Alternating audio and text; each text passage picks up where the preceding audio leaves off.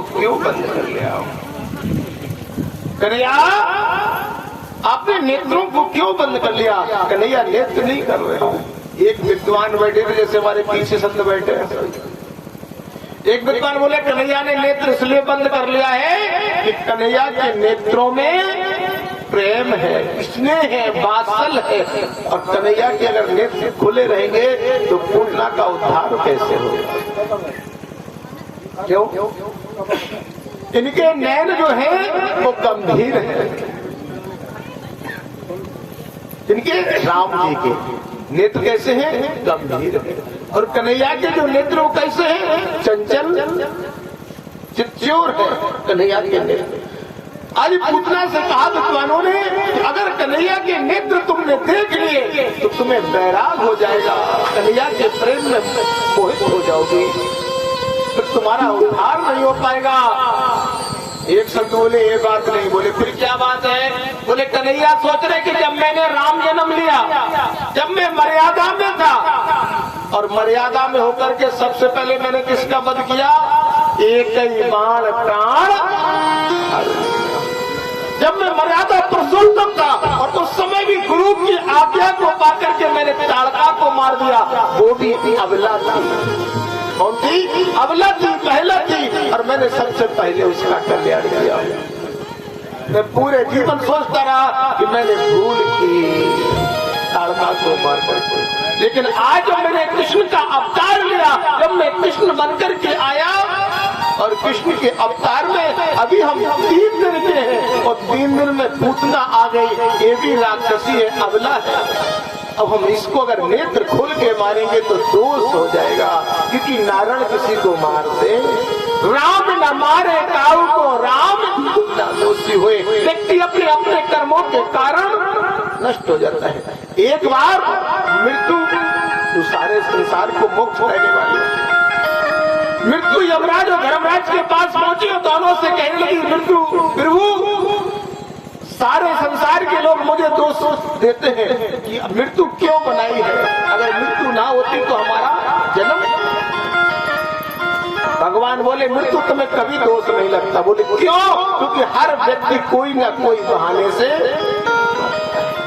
हर व्यक्ति जिसका भी अंतिम सांस आती है वो किसी न किसी बहाने से या तो एक्सीडेंट से जाएगा, या गोली से जाएगा, या हार्ट फेल हो जाएगा, कोई न कोई बीमारी हो जाएगी। पूर्ण आयु करने वाला भी व्यक्ति अचानक का दस्त लग जाए और गोविंद आए, लेकिन मृत्यु को दोष लग जाता है। बोले फिर वो आपको दोष कहा भी है, मुक्ति कहे गोपाल से मेरी मुक्ति बतलाए, और ब्रज रज जो मस्तक लगे सो मुक्ति मुक्त हो जाए, मुक्ति मुक्त हो जाए। आज विद्वानों ने कहा पूतना के सामने कन्हैया नेत्र नहीं खोल रहे, अगर कन्हैया के नेत्र खुल गए तो कन्हैया पूतना को मार। एक संत बोले भगवान ने इसलिए नेत्र बंद करे हैं, कर्पूर गौरम करुणा अवतारम संसार सारम भुजगेंद्र हरम सदा वसंतम हृदयारविंदे भवम भवानी सहितम। भगवान शंकर को याद कर रहे हैं और कह रहे हैं भोलेनाथ, दूध दूध तो हम पिएंगे और विष आप पी लेना। कन्हैया शंकर को याद कर रहे हैं, इसलिए वो नेत्र बंद करे हैं। एक विद्वान बोले सुनो, वो नारायण है, घट घट की जानने वाला, घट घट की जान लेता है। वो जान रहा है कि अगर एक दृष्टि मैंने डाल दी तो फिर मेरी आगे की लीला बेकार हो जाएगी। ब्रज के ब्रजवासियों को सबको मालूम हो जाएगा कि हम नारायण हैं और हम बाल लीला करने आए हैं। इसलिए कन्हैया ने दूध पिया, और दूध पीते पीते आज प्राणों को पीने लगे। उसने कह रही कन्हैया छोड़ दो, कन्हैया छोड़ दो, कन्हैया छोड़ दो। कन्हैया बोले मौसी, पहले तो हम किसी को पकड़ते नहीं है, और जिसको पकड़ लिया फिर उसको छोड़ दे। जिसने अपनी सौंप दी प्रभु के हाथों डोर, उलझ कभी सकती नहीं तो पकड़े नंद, तो पकड़े नंद। आज तो पूतना का कल्याण कर दिया मेरे भक्त वत्सल भगवान ने, लीलाधारी ने बड़े भाव के साथ। पूतना का दिल से कल्याण हुआ। पूतना आकर के 6 को उसके बाग में गिरी, भगवान आज देख खेल रहे हैं उसके शरीर पे। यशोदा मैया आई, देखो क्या हुआ।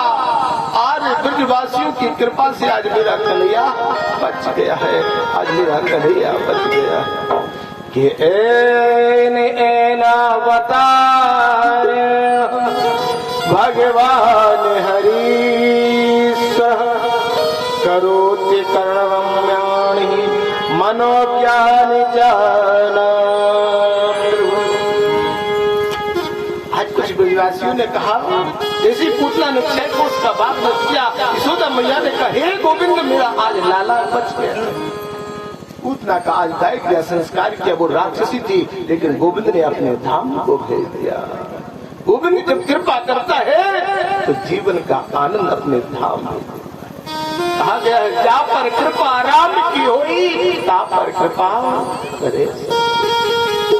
श्रद्धा रखो जगत के लोगों उस दीदा नाथ पर, हान लाभ जीवन मरण सब कुछ उसके हाथ। आज भगवान को ले लिया यशोदा जी ने, बढ़िया भगवान आज 1 महीने के हुए। और श्री नारायण 1 महीने के हुए, 1 महीने के नारायण आज यशोदा मैया अपने गृह कार्य में लगी हुई है। गृह कार्य नाना जंजाला अति दुर्गम सहल विशाला। मैया आज अपने गृह कार्य में लगी है। और इधर राजा अधिराजा कंसराज ने कहा हे सेनापति, बोले क्या है? बोले शंकासुर नाम के दैत्य को भेज दो, अभी बहन पूतना लौट करके नहीं आई है। पूरा 1 महीना बीत गया। अजय सीता की बहन लौट करके नहीं आई, जाओ। शंकासुर नाम का जो बवंडर होता है ना, गोल गोल आदि, एक दिन टेंट में भी आई थी, पूरा टेंट ऊपर चला गया था 10 फुट तक, और फिर अपने आप बाबा गणेश की कृपा से बैठ गए। ऐसी कृपा हुई। आज शंकासुर नाम का दैत्य आया और इधर मेरा कन्हैया पालने में झूल रहा है। बैलगाड़ी के नीचे कन्हैया का पालना है और बैलगाड़ी पे बढ़िया मथानी रखी हुई है। और जाप मथानी में क्या होता है कहीं, और मथानी ठंडी होती है तो धूप का भी प्रभाव नहीं पड़ता। कन्हैया आराम से पालने में झूल रहे हैं। और जैसे शंकासुर नाम का दैत्य आया, कन्हैया ने अपना थोड़ा सा पैर बढ़ाया और उस बैलगाड़ी को शंकासुर के ऊपर दे पटका। शंकासुर का कल्याण हो गया। पूरी बालकृष्ण लाल की जय हो। आज इस बालकृष्ण लाल का 6 महीने का प्राकट हुआ।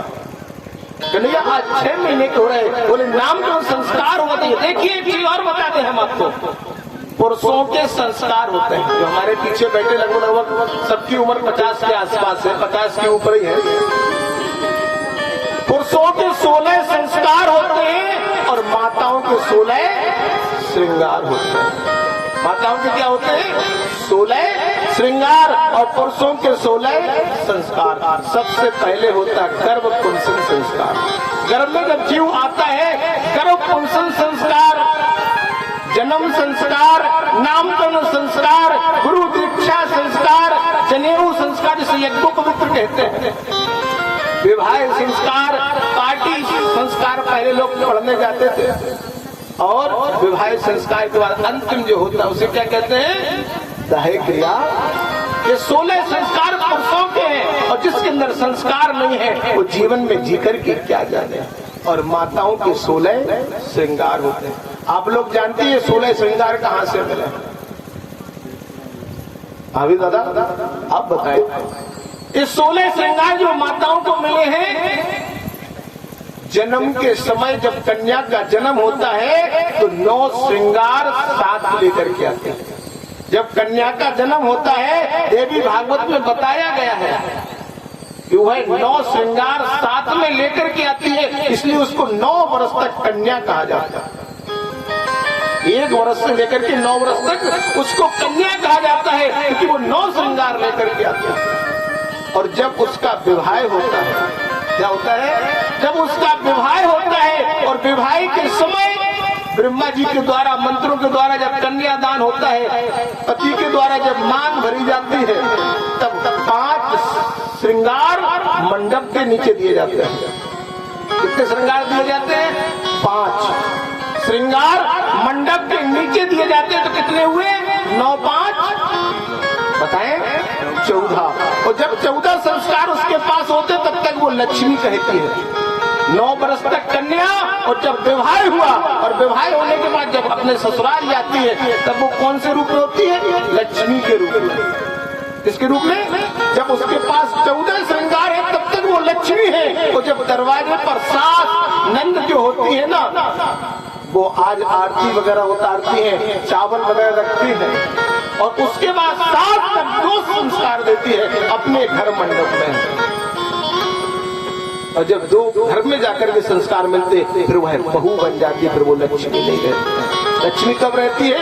जब अपने घर से और ससुराल के मंडप तक जाती है, तब तक उसका दर्जा लक्ष्मी का है। बोलो लक्ष्मी मैया की जय। प्रकार से 16 श्रृंगार होते हैं। आज बोले प्रभु आप तो मुझे 6 महीने के कन्हैया हो गए। गर्गो पुरोहितो